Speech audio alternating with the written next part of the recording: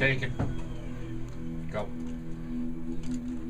You're listening to a very special Christmas edition of The Butcher Shop on 94.3 FM WKUFLB. It's RT and Metal Mike, along with our featured artist of the week tonight from Detroit. It's Syrant.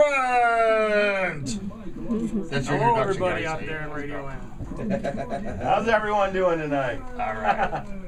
Gentlemen, please introduce yourselves and tell the world who you are. Rob DeMoss, lead guitar player for Syrant. Ed Reed, bass, and keyboards, I guess, foot pedal keyboards sometimes when they work. Okay, Ed, there's got to be a story there, man.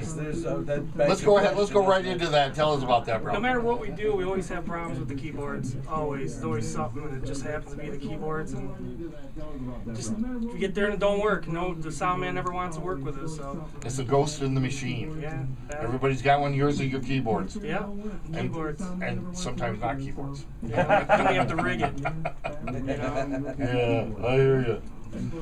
Well, the CD is called Coming Back, and we've been playing the hell out of it here on our show. We do love it, man. Thanks so much for ripping it up. Listen, we want to talk to you about the record for sure. When you started writing for it, how long were you guys writing for the record? Well, the song Coming Back and Ride was actually written, the music was written with the original singer, Steve Peroni, but he never... So it started back with Steve then? Yeah, the Coming Back and Ride, and he was just starting to put words to it and stuff like that, and then he had... Right, so how long ago was that then? Probably... 2005, 2004. Probably 2006, beginning of 2006. Okay, right. Or before that, yeah. See, the point I'm trying to establish here is how long it takes to write a really good record. Now, you can learn how to write songs, right? That's kind of a mechanical thing, too. But, you know, writing songs and writing good songs, that's two totally different issues, you know? And there's nothing but good songs on this record. So, Thank you. I'm trying to figure out how long does it take to write an album like that? Yeah, so Probably, you guys... probably about, I don't know, it took us maybe, 8 months to get all the songs down. It was fairly quick for us. Wow, so that writing period happened that fast, like 8 It was pretty months, quick, huh? I'd say. Once Brian got in the band, it went real smooth. Everything just clicked. Right. Well, I think Brian obviously brings that wealth of experience with him, and that really helps make that happen, doesn't it? Yeah. Yeah, and the song I'll Talk, that was like literally written 2 weeks before we went in the recording studio. Wow, so that was a really fresh track then, huh? Yeah. Terrific. And where did you record the record?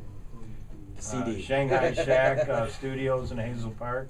Shanghai Shack. We haven't heard that name before, have we, Mike? No. It's like a friend's basement. And, Okay, all right. Basically, what we did, it was cost us like $89 for that whole CD. Except You for are duplicating. lying to me, bro. Yeah, we had to buy a microphone and like a drum clip. And that Wow. was it. And, Yeah. You know, We you got- got to put that on the line. so we got to thank. We have a lot of people to thank actually for that. We're going to give you a lot of time to thank people for that. Yeah. That's unbelievable, man.